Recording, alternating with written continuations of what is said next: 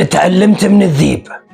اسمع يا ابني، الذيب وصى ولاده وقالهم وقت الصيد عمره لكلاب، وردوا بالكم تديروا صاحب ولد الثعلب، كل واحد يصاحب روحه حتى الخورة يتقلب، ما تغركمش غفلة الراعي ورقاد الكلب، راهم طاحوا عمامكم بهذا القوالب. اللفعة قالت للذيب انت شكون؟ قالها انا نعرف الكذاب من سكاته، ونعرف الغدار من خزرة عويناته، ونعرفك مليح سمك وين مخبياته.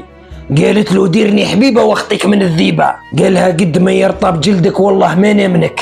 تعوجت وتلوات وضحكت وقالها تتعوجي والله تتلوي، لفعة تبقى لفعة. الذيب نهار ما حكمش الخروف لقوه زعفان. قالوا له والذيب غطك ما حكمتش الخروف؟ قالهم غاضتني اللي بيعني تعشى الخبز اليابس. قال الذيب نهار كان الراعي واقف وسلوقي صياد كنت محتم ناكل من جران الواد، واليوم كي عاد الراعي شطاح وسلوقي نباح، النعجة هي اللي عرضتني للمراح. الراعي قال للذيب خليني نربطك ونعطيك واش تحب. قال له الذيب واش تعطيني؟ قال له نعطيك خيار النعجات وفريش حرير على تبات ونزيد لك سلسلة تاع ذهب. قال له الذيب خيار النعجات نديها بذراعي، وفريش الحرير رقاد الشوك والحجار خير، اما سلسلة الذهب مانيش رخيص كلب.